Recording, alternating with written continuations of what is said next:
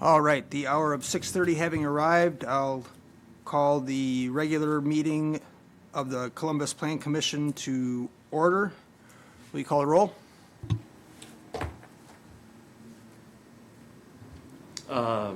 Traxler, Here. Monday, Here. Myers, Here. Albright, Here. Finkler, Here. Pajewski. Not here. That is all. That is a good quorum. We have a quorum. Excellent. All right, item 3 on the agenda, this meeting was appropriately noticed according to state law. Yes, it was. Excellent. Item 4, agendas are in your packets. Take a moment to review, and I'll entertain a motion to approve or amend. I'll move to approve. I'll second. I have a motion and a second. Any discussion?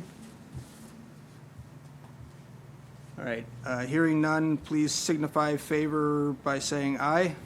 Aye. Aye. Opposed? All right, the agenda as printed will be our working agenda for tonight. Item 5, approve Plan Commission minutes from April 11th, 2024 meeting. Those are also in your packet. I had a correction. Item 10, or number 10 there. It says motion by Amundson, second by Amundson to postpone to the next meeting. It was, I made the motion, and Okay. Amundson seconded that. All right, thank you. Yep. Okay. Any other corrections? All right, I'll entertain a motion to approve as amended by Mr. Traxler. I'll make that motion to approve the minutes with the amended line 10, or item 10. I'll second.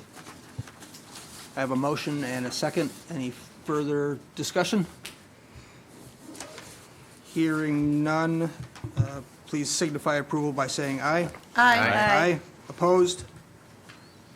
None? The minutes as amended have been approved. Item 6, Mayor's appointment of Plan Commission Chair. Is the mayor here? The mayor, Delegation, got the it. mayor shared with me that he has appointed Uriah Monday as chair of the Plan Commission. So hence, your chairing of the meeting for The center going chair. forward, the center chair. All right. Welcome back. Great. And one thing we haven't necessarily done in the past, the next agenda item, is having a vice chair and secretary, which will help us in running our meetings in the future. Great. All right, that is a no action number, so let's move on. I should stop and say thank you, and I am happy and honored to serve there. Now we can move on to number 7. Election of officers, vice chair and secretary. So it says discussion and possible action. Mike, will you just sort of talk a little bit about the function of the vice chair and the function of the secretary? I assume they differ. They're different than just filling in if I'm The not here. secretary typically is maybe the official signer of any potential documents that the Plan Commission has, and then the vice chair is the kind of second in command when, if the chair can't make the meeting. If both chair and vice chair can't make it, then it goes down to the secretary, so.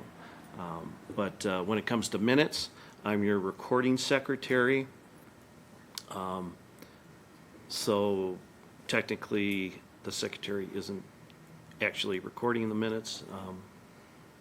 That would be you, That would be me, as recording secretary. recording. Nice. But, so it's really kind of a easier, backstop or a witness to. yeah, signing documents and stuff and filling in, so. Any questions or comments from anyone?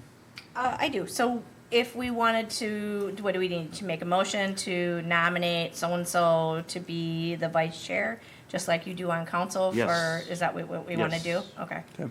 All right, I guess my first question is there anybody on this commission that is interested in either one of these spots? Can we know that, or do we have to just pick somebody? Well, people can volunteer if they like, or you can nominate. Nominate yourself or another. So, I'm interested in the vice chair. Okay, all right, I can make a motion to make Michael Myers the vice chair. Second. any other nominations for vice chair? Sounds like not, since we had a second and a third, so, all right. Well, I've got a motion and a second. Any other discussion? I don't All have right, any- then I'll entertain a floor vote for electing Mike Myers as vice chair of the Columbus Plan Commission. All signify favor by saying aye. Aye. Opposed? Thank you, Mike. Appreciated. Motion passes. Secretary position. Do I have any nominations for secretary? You don't have to take notes. I will make a motion to make Alder Finkler the secretary for the planning commission. I'll second. I have a motion and a second. Nominating Alder Finkler. Any other nominations? Hearing none. All those in favor of Alder Finkler serving as secretary of the Plan Commission signify by saying aye. Aye. Opposed? None. Thank you. Do you sign things with smiley faces? I can now. Well, don't. I'm going to take my vote back if you do. It's getting out of hand quick. We're rolling right along. This is good. All right. Great. Thank you, guys, for serving. Let's move on to item 8. We have a public hearing tonight for amending and/or adding, well, it's to section 114-87 of the Historic Preservation Zoning Code. This is a section that deals with appeals of final decisions of the Preservation Commission. So I haven't read my crib notes, Mike, about the public hearing, so I'll do that quickly. All right, so I'd like to start by opening the public hearing. There is a copy of the text in commissioners' packets. I can read the thing in its entirety if anybody requests me to. Is that a request to do so, or is that a question? That is a request. Request to do so. I don't. Very good. All right. Okay, so I'll read it in its entirety, and then, Mike, would you just introduce it as the rationale for the section? So, it reads, an ordinance to create section 114-187 of the City Code of Ordinances. The Common Council of the City of Columbus, Columbia County, Wisconsin, does hereby ordain as follows. Section 114-187 appeal process is created to now read as follows. I assume this is a repeal and recreate of the section? The section does not exist. Doesn't exist, currently. okay, so it's an Added insertion. on at the end of the ordinance. Okay, The great. current ordinance. All right. 114-187 appeal process. An appeal from any final decision made by the Preservation Commission pursuant to section 114-177, 114-178, 114-179, or any other final decision made by the Preservation Commission may be made to the Common Council by an aggrieved party. Such appeal shall go directly to the Common Council and shall not first be heard by the Committee of the Whole. Such appeal shall be initiated by the aggrieved party filing a petition to appeal specifying the grounds for the appeal with the city clerk within 15 days of the date the final decision of the Preservation Commission was made. The city clerk shall file the petition to appeal with the Common Council.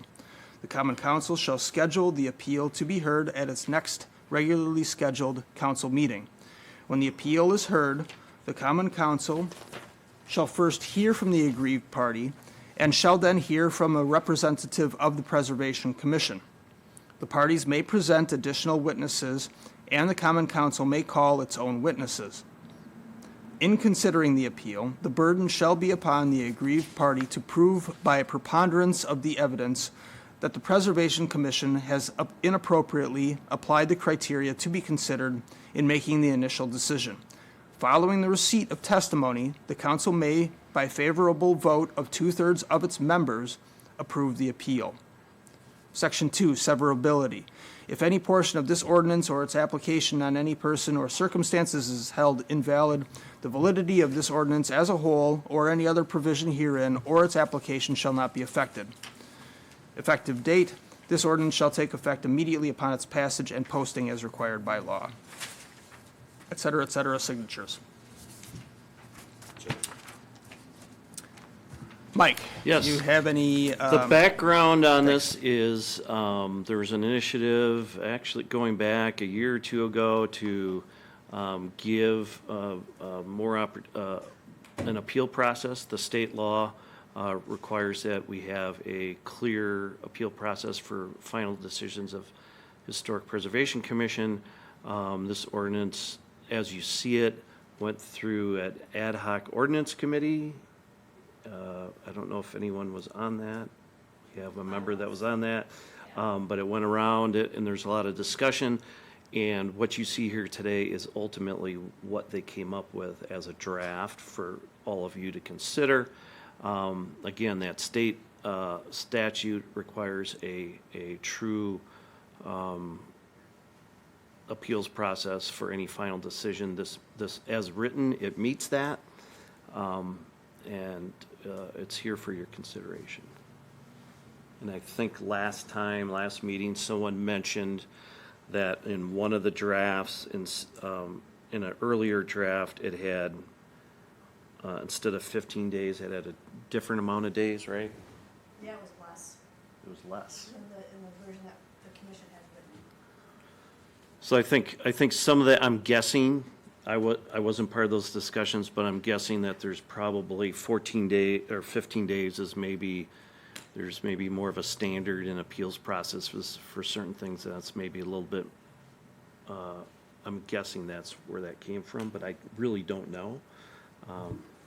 I sat through many of ordinance ad hoc meetings about this, and we redid and undid things about 15 times.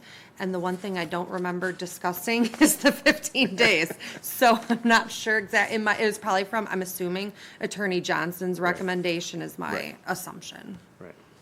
But I do know that the reason why we went this route is we wanted to keep it out of the upper courts, and we wanted the appeal to be coming to the council first and not going to whatever is next The circuit above. court. There you go.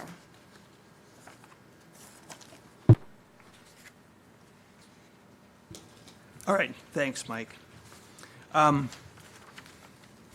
Are either or both of you here to ask or comment on this? No, I'm from the commission, so I just came Okay, as representative. all right. Go ahead and step. I do. Step to the microphone, let us know your name and is the address appropriate, Mike? Yes. Okay. We need that. All right. Name and address, and then give your Blood comments type, or questions. firstborn, you know. No, you don't have to go that far. Paula Steiner, 442 West James Street. So I am here tonight because I have concerns about the type of jurisdiction that CHLPC will have over historic homes.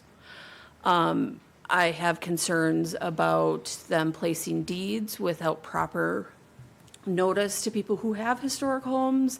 I have concerns about them operating a quasi-historical HOA, for lack of a better term. And when you look at traditional HOAs, those have a lot more guidelines and restrictions, and having dealt with going through a approval process, it's very up in the air. So as a resident of this community, as a resident of someone who lives in a historical home, I have a lot of concerns, and I don't totally see why this got pushed through council just for the sake of it. And I was at that meeting, it did get pushed through, and I hope that you guys take a little bit more consideration for the residents that aren't as actively involved, and then all of a sudden they try to go and do something, and then they realize that they have to have some type of approval that is very loose, and there's not a lot of, like, this is the punch list of A, B, C, D. Those are my concerns. That's what I wanted to come here. I didn't know what all the numbers meant in the public hearing, but I do want those concerns to go on record, at least with you guys. Okay, thank you. We'll take that up during our discussion time.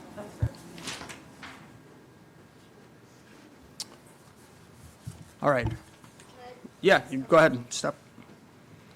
Name, address, thanks. Libby Gilbertson, 548 South Charles Street. So I think the public hearing tonight is strictly about the appeals process in the ordinance and not about the actual ordinance. So the ordinance was approved 2 or 3 months ago. As written, it's the existing city ordinance for preservation. It's not a new one that's been written. They decided that because the original ordinance met all the criteria that we had to have for state and federal funding, that we did not need to change it.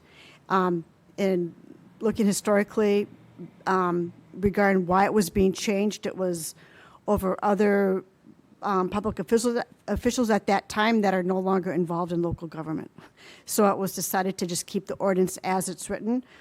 It was thorough, it was complete, it met all the criteria that we had to have, that the city had to have to maintain the certified local government status so that we can get funds for projects and things.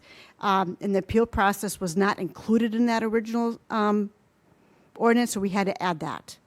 So the ordinance that, or the portion of the appeal process that we had added on to the ordinance wasn't nearly as thorough as the one that's on there now, and is probably a better written appeal process. So the HLPC is content with that writing, that version of the appeal process. And it does keep it out of the circuit courts and keeps it locally, should someone choose to appeal something. Thank you.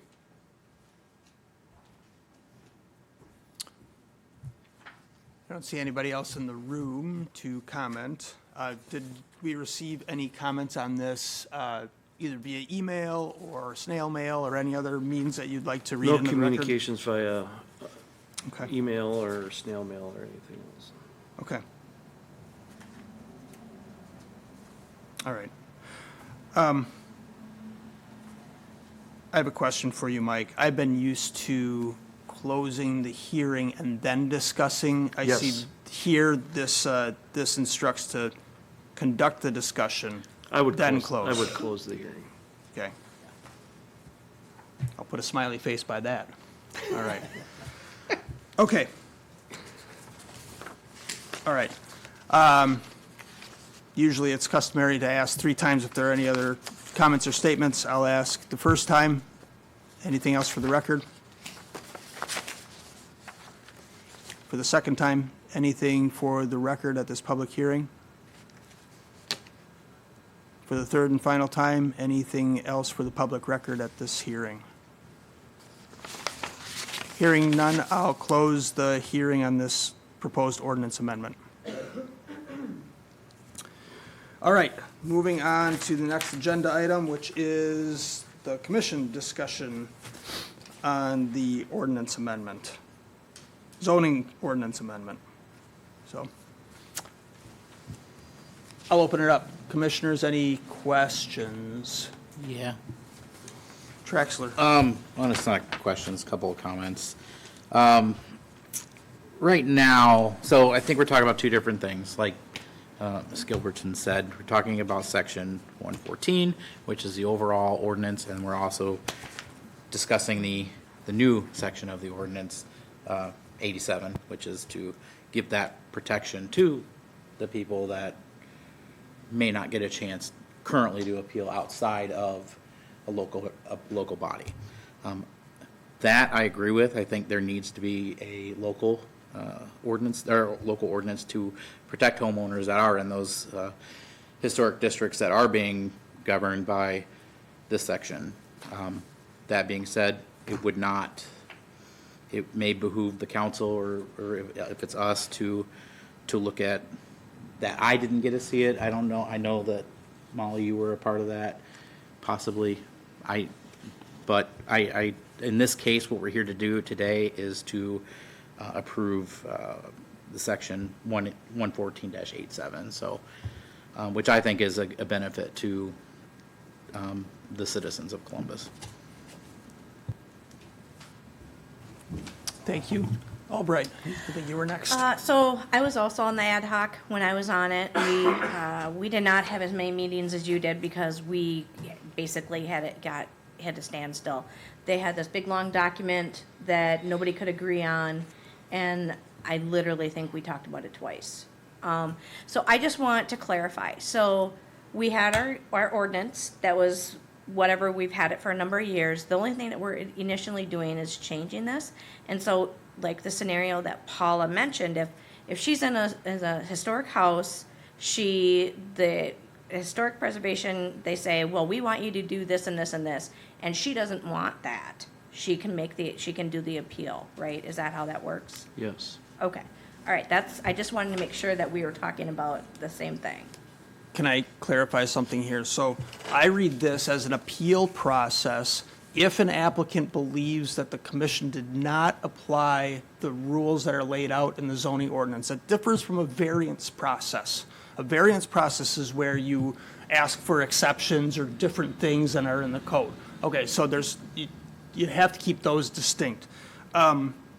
This kind of thing is very, very common when there are certain actions that non-elected, appointed bodies within a city government are allowed to take. For instance, we grant conditional use permits, right? There's a process that allows an applicant who's not pleased with our decision to appeal it to the elected body. So that's essentially what's happening here. And when we talk about keeping things out of the courts, if an applicant isn't afforded that opportunity, I assume that that's their only recourse. And putting it into the hands of the elected body rather than the appointed body is a stopgap measure to make it go somewhere else. Because a person has a right, if they feel like the rules were not applied properly, to go somewhere with that. So that's what we're providing in here. Does that give a little clarity? Especially that variance versus appeal thing, which is important, important distinction. And it's really a historic house would be a house that is designated locally by the HLPC as individually as a house or as part of a historic district. It doesn't apply, to my understanding, to district homes and districts that are on the state and national register and not on a local and not recognized locally. So this is based on homes that are locally or buildings that are locally designated. In other words, a state or nationally recognized historic building is governed by some other process? It's my understanding that there isn't regulatory guidelines for those. That's my understanding. It gets involved in more like tax credits and Okay. that kind of stuff. Well. I could be wrong, but Okay. that's my understanding. And hang on, Mike, we might be getting off into the weeds if we're talking about the applicability of the code itself, and we're talking about. Right, but it's just to understand that Yeah. it's just not, it has to, this appeals process, it's for when decisions are made to designate a house locally. That could be one of them. It could be Got it. a certificate of appropriateness for a change to a house or an addition to a house. that these appeals process could be utilized. So Mike, I'm sorry to interject, but I sat through one of the meetings. Hang on a second. Yeah. Okay, so, sorry, Paula. No, The- that's fine. the- It's The just public that- hearing, But that Portion is is over. not 100% accurate because the gentleman from the Historical the Society. public hearing portion is over, sorry. That's fine. I'll take it elsewhere then. Are there other Yeah, I questions just, about this? yeah, I just want to add a quick clarification. The whole CHLPC ordinance did go to the ordinance ad hoc committee. There was multiple rounds there. But then it did go to council. It did not clear through council. It wasn't pushed through council. It did not pass council. It was determined at that council that the responsible party to review this ordinance was us. So it was not approved by council because it has to go through plan commission before it can go to council.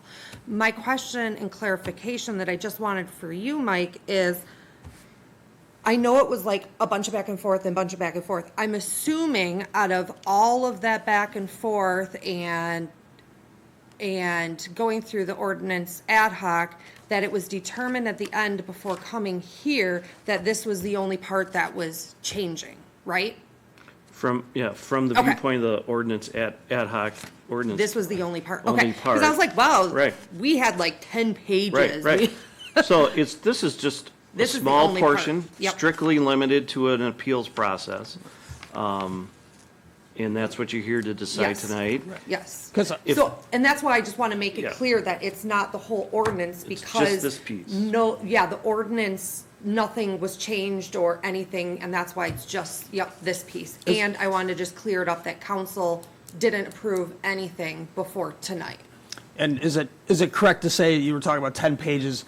I mean, it sounds like there's, There's a lot more to yes, ordinance, there's a lot of. and nothing is changing in there other than Right, this. right. There's a lot of talk about what shouldn't change Yes. in the ordinance as a whole, Yes. but this is Yes, a narrow focus yes, right now to put something that seems pretty important to me yes, in as a step. yes. Sorry, Mike, I know I've been cutting you off. Go ahead. Yep, You haven't cut me off. Basically, I was just gonna say, I agree. But no, it really is, it's my understanding that the ordinance remained the same. Whatever committee identified that the appeal process needed to be resolved, and I think that came from the organization and council, that that's what needed to be resolved. Yeah, this has been in the works since Yeah. 2020, I think. I mean, So- Andy, I think you were on council still when it first started, correct? Yeah, I mean, so, I can't remember what I had for dinner last night. But my point is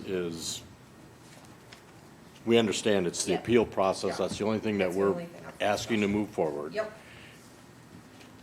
My question is, what would be the next step after this if somebody wanted to challenge the ordinance?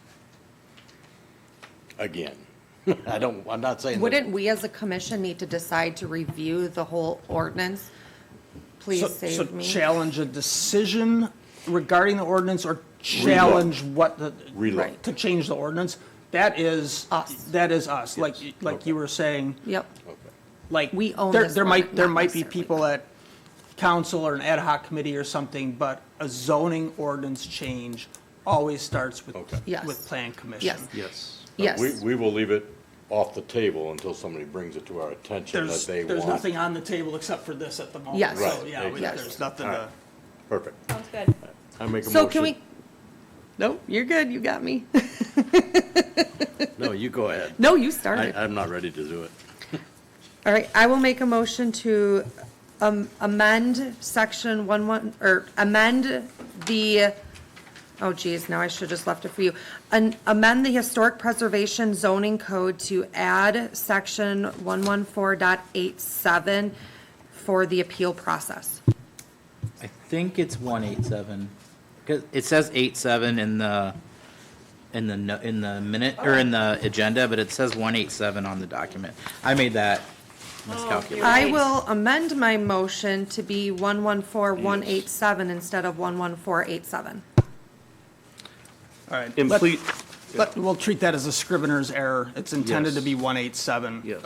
That makes sense. And the since public it's- notice writes it as 187 as well. Okay. I will second. All right, I have a motion and a second. Any further discussion? I do have two things, quickly. Almost. Keep your finger back. All right. I was a little curious about, and maybe this is just conjecture, but if requests are, I shouldn't necessarily say denied at historic preservation, but some decision is made by that commission that adversely affects, in their opinion, an applicant, is there some, I guess, bar that they have to get over to make their appeal? Or is it pretty much meet the 15 days and you're met? I'm just, I don't know that I'm for or against anything, but I'm wondering how this will play out if any adverse decision is going to end up at council. I think the language, at the end says any final, where does it say? I think it references any in the second sentence, it mentions parts of the code or any other final decision made by the preservation. So someone would just have to file with the city clerk within 15 days. Okay, so they meet the deadline.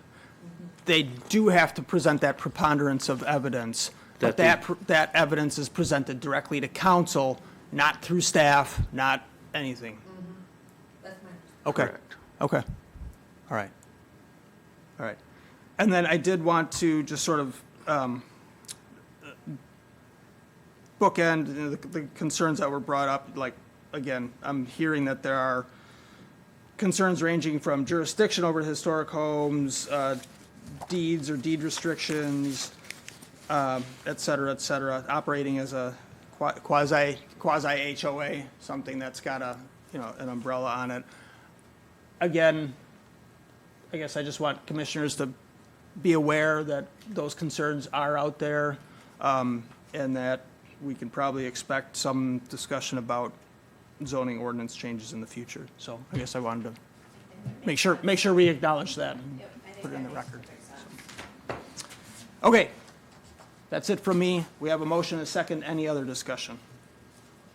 Just the spelling on the ordinance itself, it says City of Ordinanes, just update that to City of Ordinances, Gotcha. City Code of Ordinances. Okay.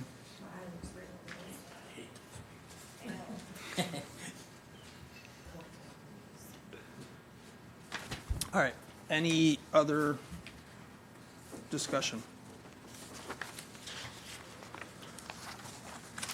Hearing none, I have a motion and a second to recommend to, this is a recommendation of council, correct?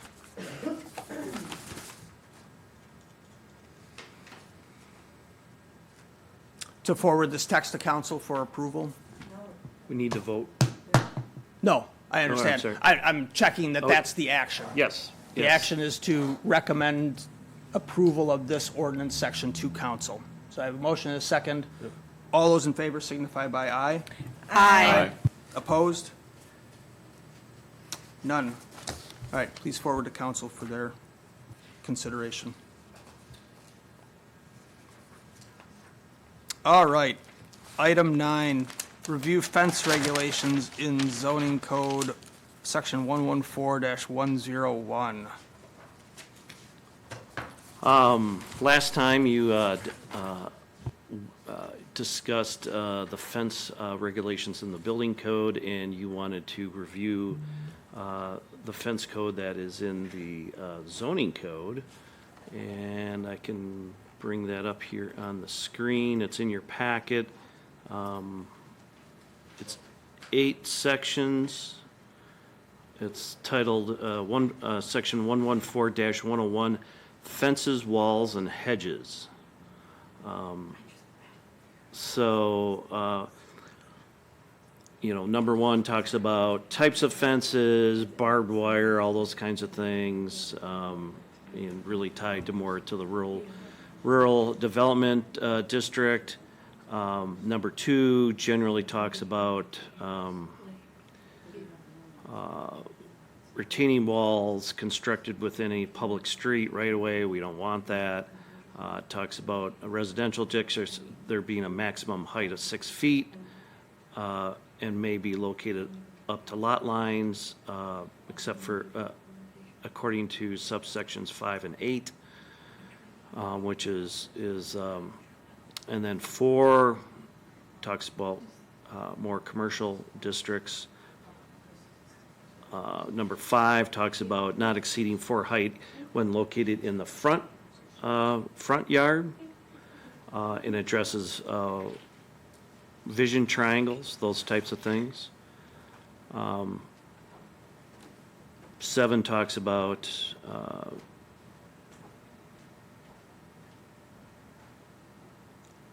structural members shall, be good neighbor style and look the same on both sides. Shall face the property on which the fence is located unless the fence is of the good neighbor style. So, so essentially, in other codes, that's usually worded more like the good side facing out, and then if you're going to have it on a property survey is required prior to the construction of any fence less than 2 feet from any property line.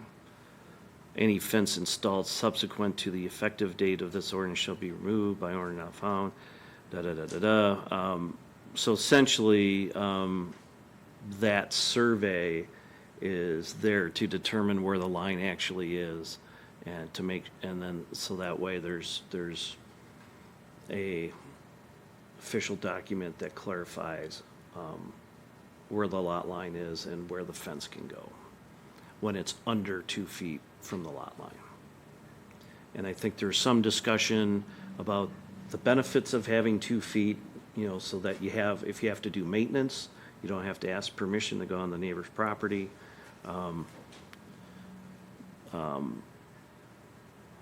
As a staff person in issuing some of these permits, when it comes to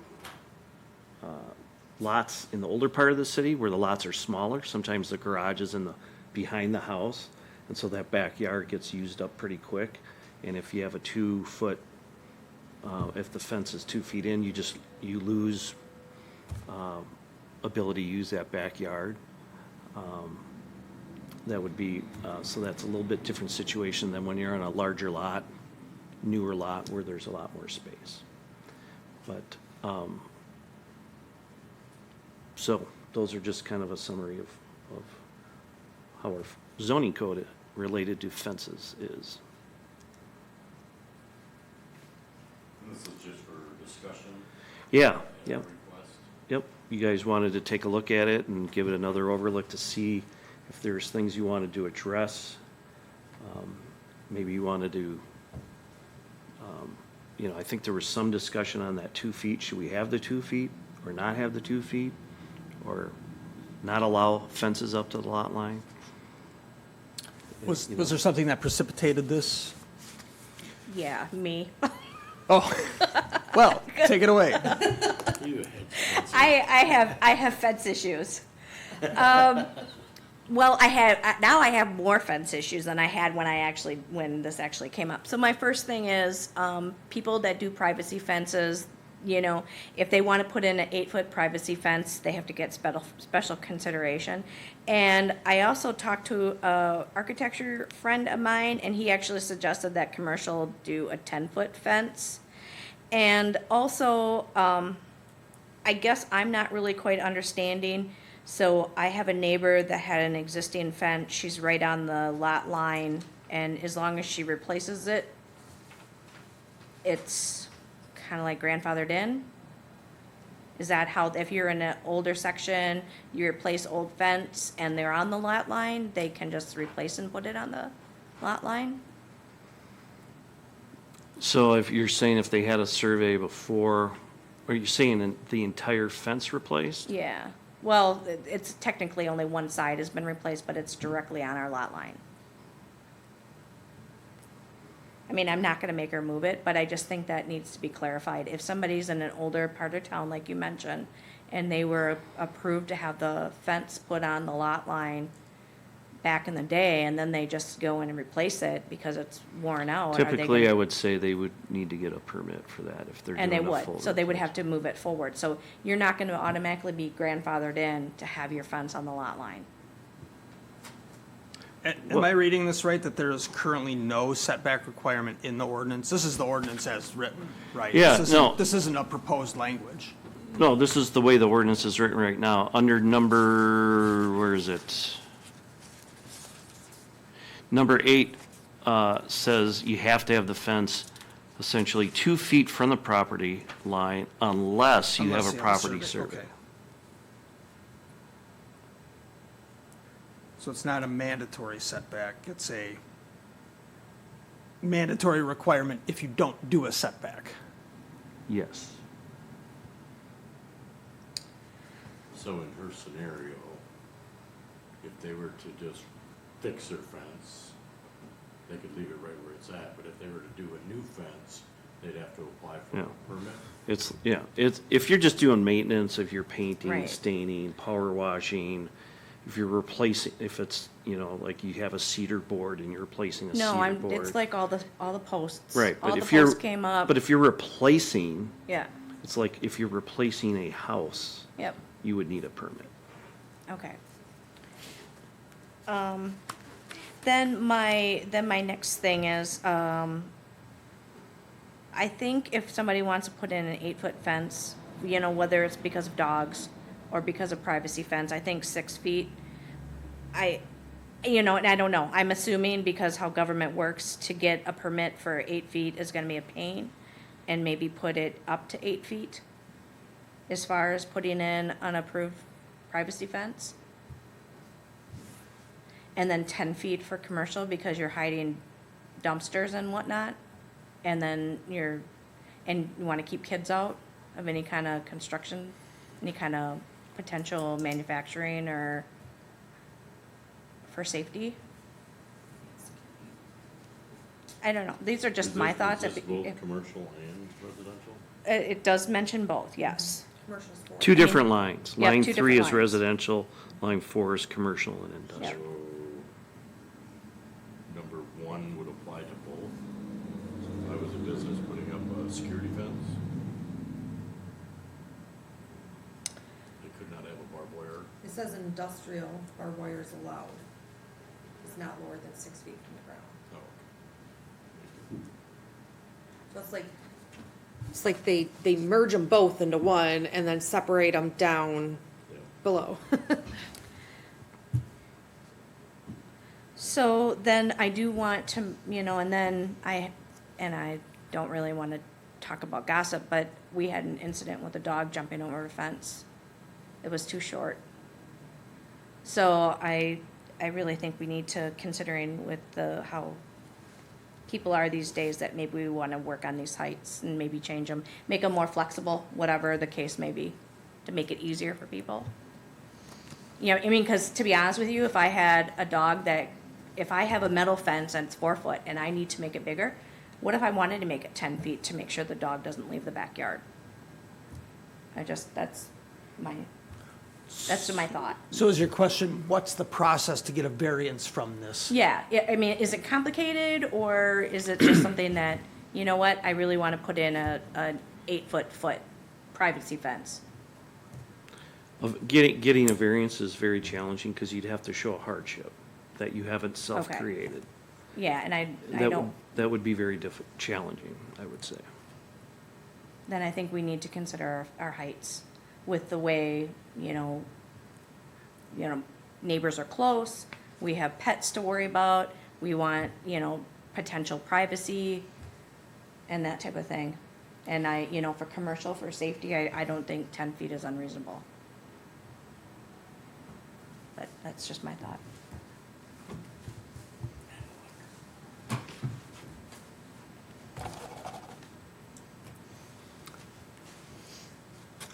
Mike, it's probably too premature to ask how many applications you get in for fences where people want 8-footers and you have to tell them they can only have 6.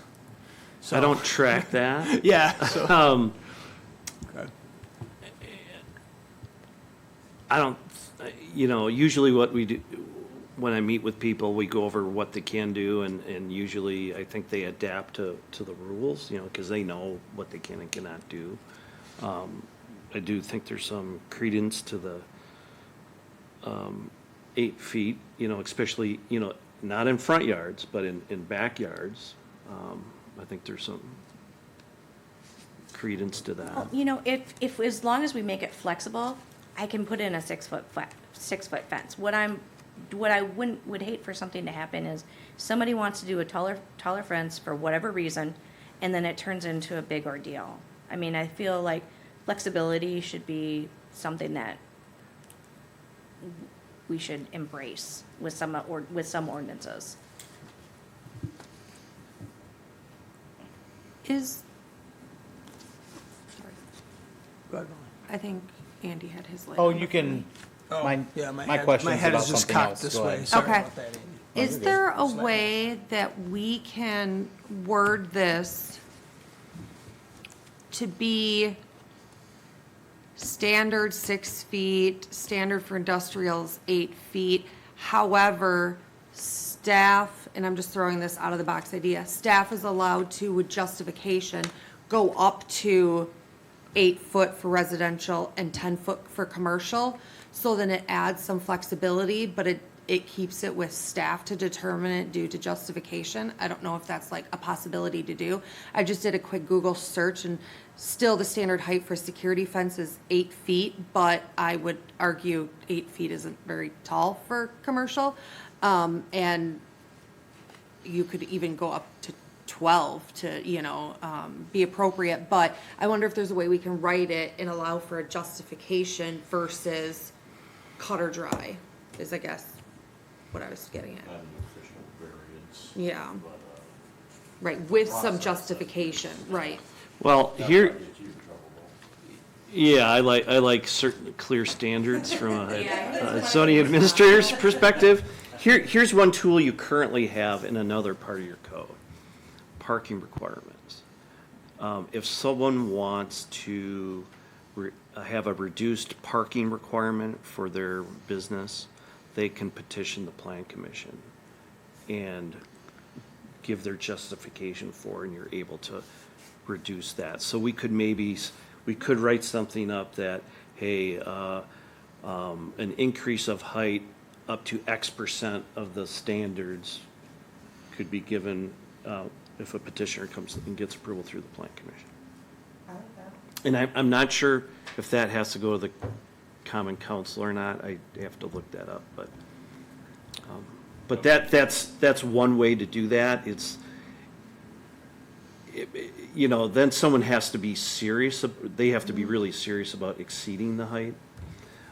The cleaner, easier way is just to adjust the numbers. And that's a step down from the variance process. They don't need to demonstrate hardship. Right. So, sure. I have 2 Dobermans that I want to keep in my backyard. I need 10 feet Sure. or whatever, or 8 feet or whatever, yeah. So it seems like sort of the question to consider is a 6-foot fence limitation desirable from a sort of community look standpoint, while still acknowledging that in circumstances, an 8-foot may be more appropriate? Or could we say, look, an 8-foot is generally pretty acceptable anyway, let's just go with that and sort of know that some people build 4-footers, some people build 6-footers, and some people want to build 8-footers, and we eliminate that administrative step of having to ask for more than 6. So I'm kind of ambivalent either way, but I think that's kind of the way to formulate the question to yourselves. Yeah, go ahead. I did a little Googling, and I it saw. says 4 to 6 feet for front yards and up to 8 feet for side and backyards. Could we do something like that? Yeah, I think that seems far more reasonable than making somebody have to have 6 feet and then prove some kind of hardship, but they wanna have a bigger privacy fence back. I mean, Andy, do you have any, I mean, I know you have little dog, do you have any input on this though, or? Well, I mean, probably. I think the way that we should do this I think it should be, they come to the council and apply for that, exception or whatever you said. I think the way it's written in here now is just fine. But there should be flexibility, and I think that's the best way to do it. I think each case could be different. If someone wants to put a 8-foot 6-foot security or fence in their front yard, some people might have problems with that, and we need to look at the situation, et cetera. Same with backyards. I think that they should come to here if they need something that is outside of the code. There is a aesthetic aspect to it, like Uriah was saying. Like, what is accepted, what is normal, what is accepted, how does your community look? So, I think the way it's written here is good, but I think we definitely need to add that extra step that allows somebody to come here that's not through the variance process. My other comments, since I have an opportunity here, I just had a question because I don't see the rest of this ordinance. So I don't know if this is everything, but it doesn't mention in here that you need a permit, right, to build a fence? Or is that covered somewhere else that I can't It's covered see? somewhere else in Okay. the beginning portions of 114. Okay, and then, so that means that's gonna require the building inspector and to review. Zoning administrator. Zoning administrator. Yep. Okay.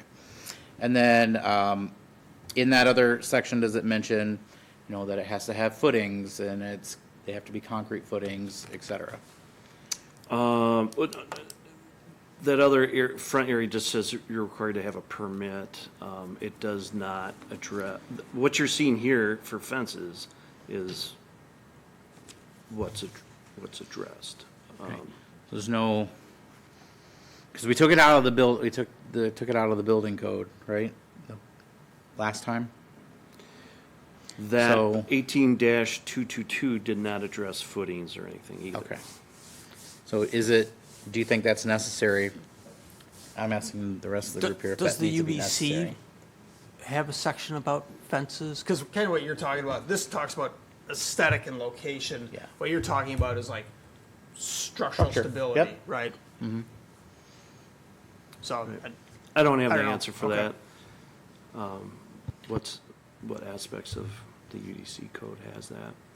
But this is a discussion. Right. Sounds like we have some obvious input or like some changes to that. Do we just move it to the next meeting as an agenda item? Move it to the next meeting for an agenda item to review the actual fence code and make sure that Andy's concerns are met, your concerns are met, and the petition process is defined? We could, I'd want to make sure I have direction from you guys specifically what things you want added in or changed. I'd want that clear. so staying true to the way the agenda is printed, this does say discussion Right. only. So I guess I might suggest that if you have particular language changes, let's see, is it appropriate to send suggestions directly to you? You can do that tonight. Yeah. It's just that we can't Act on it. approve an ordinance change tonight. No. We can, Okay. you can give me direction to say, hey, bring a draft back, and then we'd have to decide, would you be willing to have a public hearing on changing an ordinance when you're not quite sure it's there yet? So if you give me some direction of what things you want to see added, changed, we can do that. You might want to have at the next one, just kind of reviewed, just because you may have more changes as you discuss it some more. Well, I would definitely like to be able to see some flexibility. I do have a question for Andy. So you were asking about cement footings and for fencing. So my understanding, when you put in a deck, because you're dealing with people's weight, you put in cement footings. I'm not aware of putting in cement footings under a fence. Okay. I mean, and so Thank you. does anybody know any differently? Every fence I've seen that I've dealt with has had the footings, but it's, They've always cemented them in. yeah. Well, it does protect. But it some does- people put them down just like, Right. we'll put them down like 5 extra feet too. Right, and so Instead it of- keeps the wood from rotting Yeah. or whatever. I had a fence put in on property, the fence guy came in, so it was a cedar-sided, cedar board fence, but the post, it was a metal post, and some kind of, he drove the fence into the ground, and I couldn't tell you how far, but those posts weren't moving. Yeah. And that didn't have It didn't have a cement But footing, that's really part of the building code, right? Right. I mean, it's not Right. necessarily, which we're not in the building code anymore.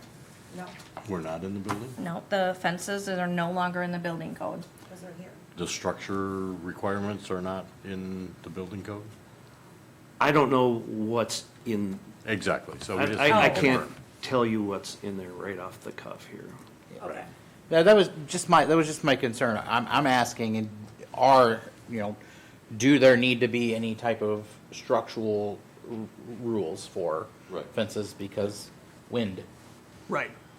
And yeah, I guess that's a request I would make, Mike, to see if fences are addressed in the UBC, which would give an inspector something reference to it. go off of, right?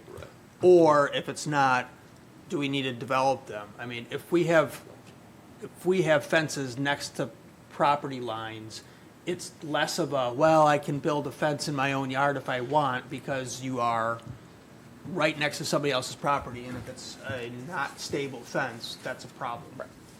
So, that's a, There may be other, right, dealing with right.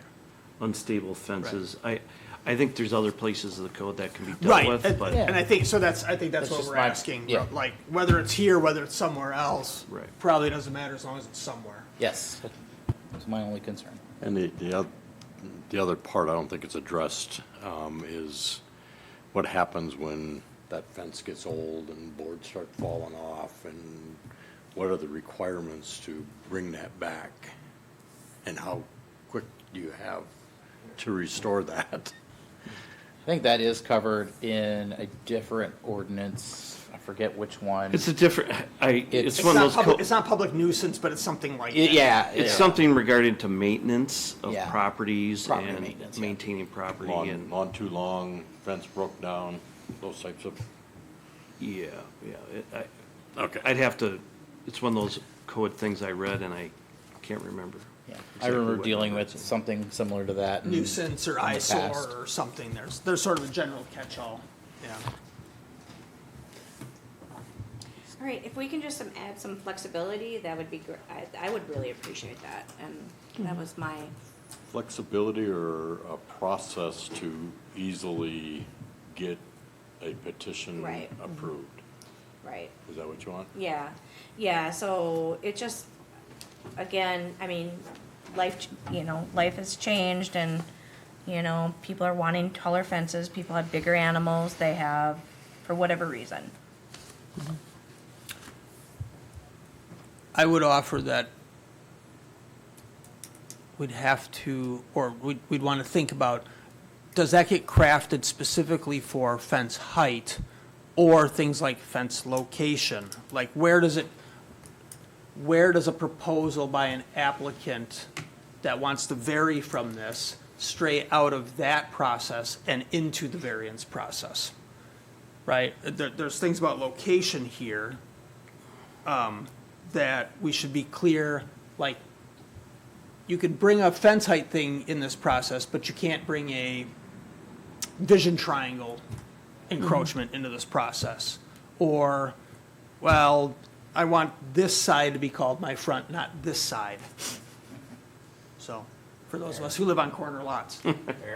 We do, but ours is backwards because we had to get a zone, we had to A get backward corner We house? do, we had to get like a zoning, we had to get a variance or something because of the way our house is Right. positioned. Right.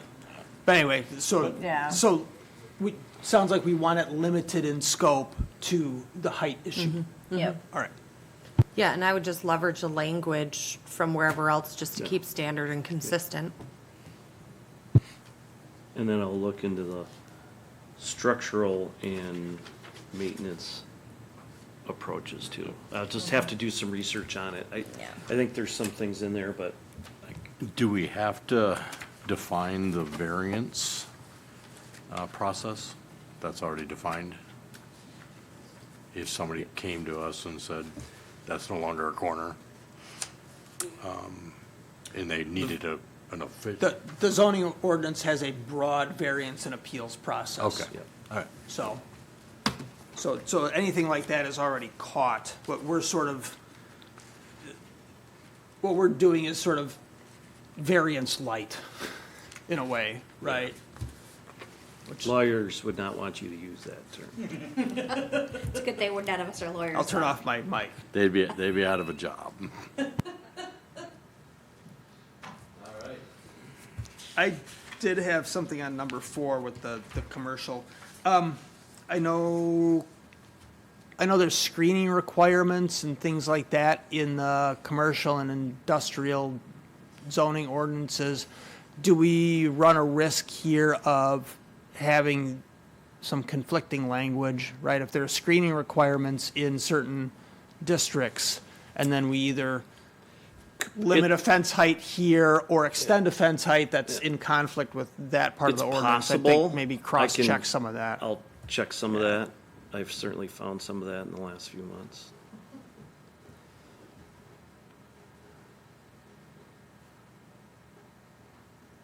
But I think that gives me the direction to come back with a draft, and then we'll have a better idea next time what, if we're close, and then if you feel good about it, we can move to public hearing after that. Thank you. Last thing, will you also cross-check vision triangle requirements? And maybe reference what part of the code that is into? Point people looking at number 5 to whatever requirements there are.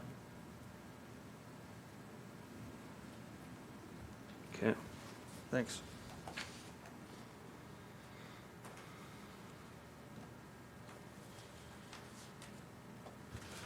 Nothing else there? Great discussion, loved it. I might have to get a fence. Mike.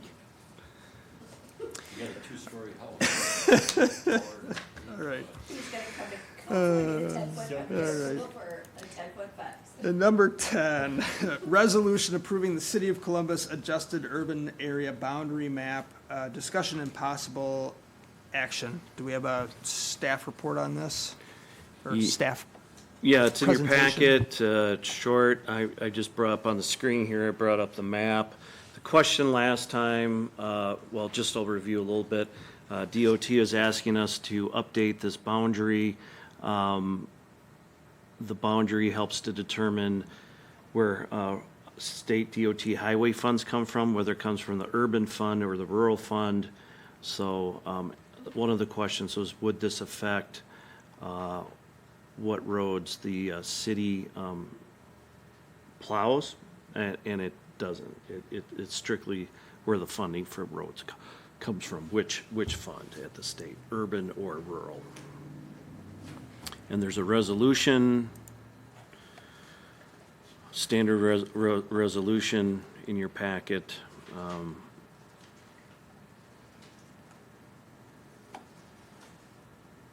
And if approved, this would, I believe, go to COW and then City Council. Didn't we already see this? So did this go backwards too? Yeah, you asked me to do a little homework on it, so I did. Okay. We wanted to know about plowing. Oh, that's what it was. I'm Yep. getting so confused. I'm like, I thought I saw this at council, but it was at his last meeting. No, I am yeah, it in was- too many meetings. Yes. Sorry. So it's now back to us? Yeah, we wanted to make sure that we didn't have to start plowing outside. It was at the last Plan Commission meeting. Yeah. And you guys wanted me to do a little bit more homework on it, answer that question on snow plowing, and so it's in front of you again. It's Mike's first time seeing it though. Yes, Yep. correct. It was not a thing, I was just saying that, I wanted to ask a question. Sticking up Any, for ya. any questions on the language here, or its use and purpose? Seems like this is something that probably pops up every 10 years and is pretty routine. I assume there's a process for communities to want to do something different, but I assume it's also not usual, It's customary, or usually easy to do so. usually driven by DOT, and Yeah. it's, I think, more frequent than, This almost seems like an affirmation, like DOT says, hey, community, does this seem okay with you? And we all vote. pretty and much, then it goes pretty in. much. Rhetorical question from DOT. A little bit. So no action required, nothing's changing, just clarification?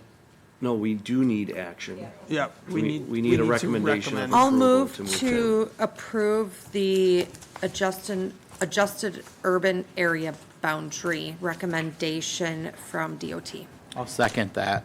It would be a recommendation to council for the council to adopt. So is that what you meant by your motion? Yes, I amend my motion to send this to council to recommend adoption of the adjusted urban area boundary map. Second. Again. We have a motion and a second. Any further discussion? All right, all those in favor of recommending approval to council signify by aye. Aye. Opposed? None. Please recommend approval to council. Thank you. Item 11, Plan Commission Handbook. Yeah, so printed out these hard copies, got them in a binder for you. It is really kind of your plan commissioner's Bible.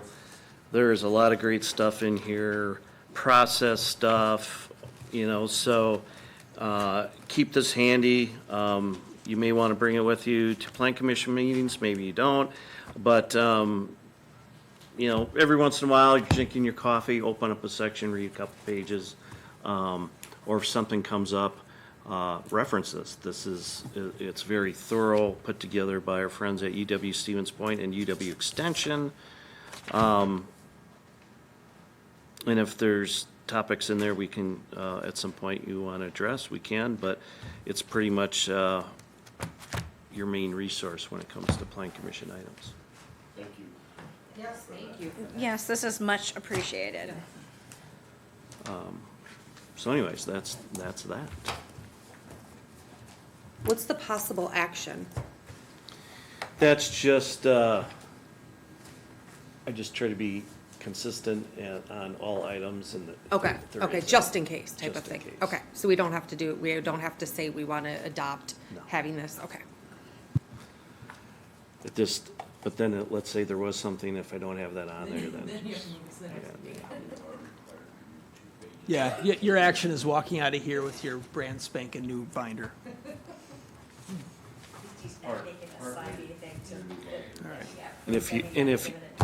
And some of you will find if you turn over the cover page, there's a smiley face. Not really. All right. All right, great resource. All right, development update. This is the Mike Corman Show. Yeah, just want a little bit of update. I heard from some members that, some of this plan commission stuff kind of dovetails in with other committees and other topics. And so just give a general kind of verbal update on some of the things that I'm, since I staff other committees as well and stuff. And it just might give you a better holistic picture, a little bit of what's going on out there in the world of planning and development. We're working on some downtown issues. We have people interested in redeveloping downtown. This summer, we'll likely see the corner of Ludington and James, 6 apartments on a second level being leased out. Kaba Ba developer purchased those buildings and remodeled that second floor, so we're seeing improvements in story apartments in downtown. So that's exciting. We also have the Lop Now project is in review phase. Parking is an issue related to downtown as well, so we're doing some research and analysis on kind of how many apartments we have in downtown and where are those people going to park.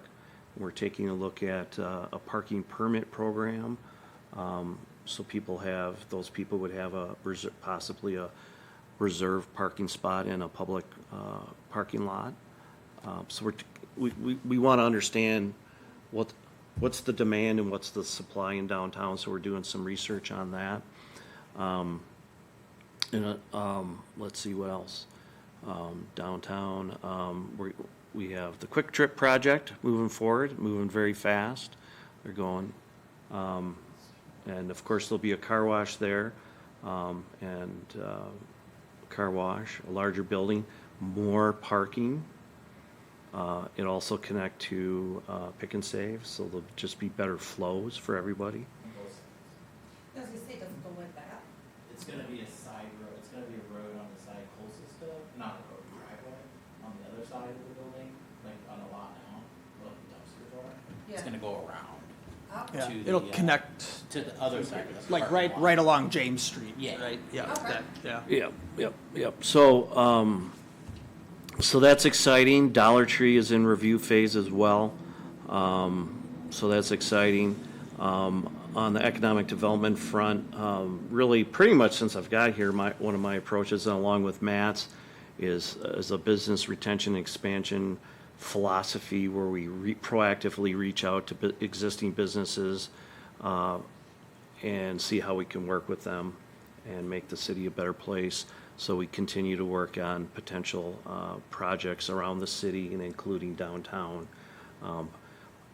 If you recall, in 2021, TIF district was created for downtown. That's our most recent TIF district. We have 3 active ones, TIF 4, 5, and 6. So those are tools where we're trying to work on projects, get development. So yeah, there's a combination of placemaking going on out there with downtown and working on housing projects as well. So there's quite a variety of things going on out there in various levels of and of course we'll probably be doing some more code revisions here at the Plan Commission. More what? Zoning code, municipal code revisions. So, lots of stuff going on. Could I make a request for next meeting? There was a nice overview of the TIDS at that orientation session for council, or I guess generally for city government the other week. I don't know how many members here are familiar with how TIDS work. TID/TIF? Yes. TID is the area, District TIF is the TIF tool. is the Yeah. tool, yeah. Yes. There you go. Good. Becoming an expert So, at this. yeah. But they essentially do mean the same thing. Yeah. So I don't mean to, Yeah, I'm familiar with that. And actually, Be all nerdy. I have a question now that you brought that up. Did you have something to say? Oh, okay. So that's actually a really good point. I actually had 2 things I wanted to mention. So one, have you had any people, like residents or business owners, call and complain to you about the parking situation downtown, i.e. like the time that people are allowed to park? Like, when I was still on council, I actually got some complaints from business owners that the police weren't policing the 2-hour time frame or anything like that. I mean, have you heard of any parking issues with businesses and/or that type of thing? No. No, okay. I can, as a person that lives off a half a block from the downtown, I often see the police chalking tires daily. So I don't know if it's changed from No, and back maybe- then, but they Maybe you definitely just are wanted to talking complain. tires. I don't know. I just wanted to bring it up since Yeah. it mentioned. So, and then the other thing about the TIF, so when we approved that TIF, we didn't actually go far enough over towards Mullins. We stopped at Julie's Java, we did, and then we didn't get out to Mullins, and I know that there is potential interest in the TIF district, and I'm wondering if anybody or council, we were supposed to discuss this again after we approved it. Long story short, we kind of got rushed into approving it so that we hit the cycle, that it hit the January cycle, with the expectation that, that at some point it would be extended. Paula, do you remember GAR? Did that GAR make it in? I don't believe so. I believe Badger Motor Car did, I don't think they did either. which I Okay, thought and was I know good. Julie, and I don't think Julie's did, and Well, and I know that Mullins didn't, and I, Painted Crate did not make it in, and they had a whole bunch of stuff done to their building within the last 2 years. and I can tell you, there's a lot of business owners that were actually quite furious about that TIF didn't get stretched out to incorporate more of the area, business area. They're supposed, if I'm remembering correctly, there should be allowed 3 revisions, because I spoke with Mary about it when I had my concerns about how it was drawn. You're allowed 3. That's accurate. Boundary Is revision. it, Yeah. is it, okay, thank you. Yeah, as long as, you still have to meet the percentages though. Yeah, yeah. And there's, Yeah, but and I there's think- sort of That's why- limitations on We had timeframes room. and things There- too. did? there- Okay. Yeah, there is room. We could have went, like I said, it started out with Matt. I think he started the initial, we started talking bigger, and we were slowing the process because we wanted bigger, and the beginning expectation was small. So in an effort to get it done so that it met the first cycle, we approved what we approved. And I think that was actually, it was the section that was agreed upon by when Michael Tome was mayor, is when the boundaries were decided. Well, Sounds like a future agenda item. So you're here though? Huh? That come here? it could, some communities it goes to Plan Commission, some it goes to CDA. But when we talk about boundaries and what areas are covered by a TID, there's usually a study that maybe, is it mandatory? Is the study mandatory? I would say it's a dang good idea if it's not mandatory. But just figuring out, how much juice you're getting for that squeeze. Where does that typically start? How does it get kicked off? Is that something that the Plan Commission says, will you look at extending the boundary, or does that typically start with professional staff? It could start with a committee, and like I said, I think in the past, the Plan Commission approved the whole entire TIF plan. I think it is being considered that CDA be that organization when you look at roles and responsibilities and the amount of work that this committee has and balancing those things. One of the things we don't have is a TIF manual. That's one of the things I'm working on. But yeah, that could start direction from a committee. That's certainly, that could come that way. And it also can start from staff, but it's got to find a home somewhere at some point. Do we Yeah. have to add that to, sorry. I was just going to say that the CDA just went through an extensive training on TIFs, and there is a PowerPoint out there that we could probably get our hands on to give to this organization. But I think you're right, the CDA has been designated as that body, but the request of how you change things, I don't know what that process is, but we can certainly ask that of the CDA. So that is interesting to me, because I could have swore that this was originally started I don't remember this going to the CDA. I remember it coming to the planning commission because I came to the meetings. I You wasn't- are correct. The most, TIF 6 went through the plan commission. Yeah. Yes. It also can go through the Oh, CDA. okay, we need to determine if that's what we want, what And- the city wants to do or Yeah. whatever. Okay. So we're kind of taking a fresh look at that and what makes sense. And there's a lot of financial, economic development stuff in the CDA realm of roles and responsibilities, and that makes some sense. And that's where all these things dovetail together. It's kind of a crosstalk. And so when we talk about ordinances and zoning code and parking code, you add all that on the plan commission and TIF on top of that, it can be a lot on one commission's plate. So we're taking a look at exactly. At the end of the day, neither way is wrong, it's just different, and each community makes their own decision on how to do that.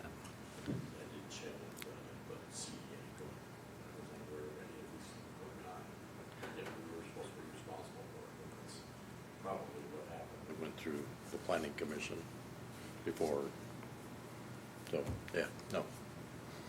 Just making that. Okay. All right. Is that part of the, I'm just trying to get us back on agenda because this isn't an agenda item, so we probably should be careful. But do we want to add that for the next meeting to talk about? Is this a future agenda item? I brought it up just sort of from I thought that short discussion at that orientation the other week was helpful for me. Just an educational tool. Yeah. Yes. And I didn't know if other people felt like it would be similarly helpful. I thought that might be a nice blurb to just sort of put in this same slot next week. Sure. No talking about amending boundaries or anything like that, just Educational topic. where those three districts are, what their financial situation is, what may or may not go in them, so kind of getting us up to speed on that, I thought would be helpful. So you're saying the presentation that they did at the 23rd Yeah. or whatever it was? Yeah. Where they had all the different TIFs and, They were created at different times, they Yeah. have, Expiration they're all dates. they're all in different, they're all in sort of different statuses of advancement, so to speak, so. So yeah, we could call that like a workshop, right? discussion? Yeah, workshop or discussion. Okay. All right. Any other things going on in town? No. I probably will be spending some time starting to research some of the parking code regulations. We're high generally, and so I'll be looking at other communities' codes, looking at standards, and potentially that's an opportunity for revision as well. Yeah, thanks, I agree. It seems like every larger development that went in here came in here requesting a reduction. Yeah, And to there- me, that's a sign that it's just sort of Yeah, out of the and there's some norm. of them, I look at the numbers, I'm sitting there going, I'm like, that's pretty high, and so, so we'll take a look at that, and so I'll be doing some homework on that.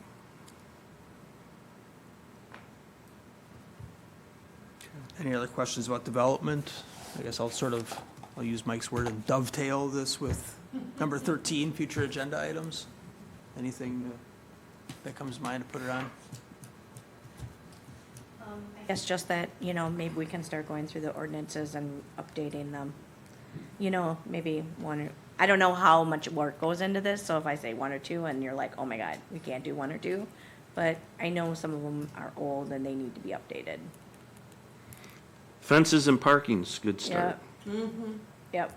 Fences and parking. Yeah, there's a few things that can kind of be parsed off, but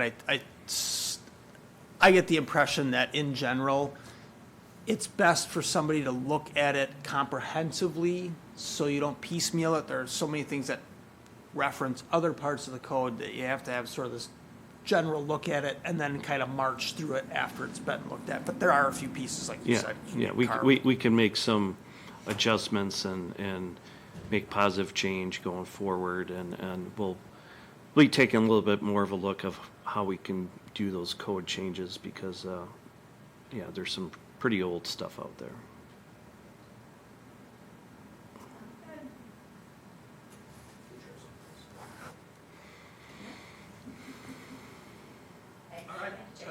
Entertain a motion to adjourn. So moved. Second.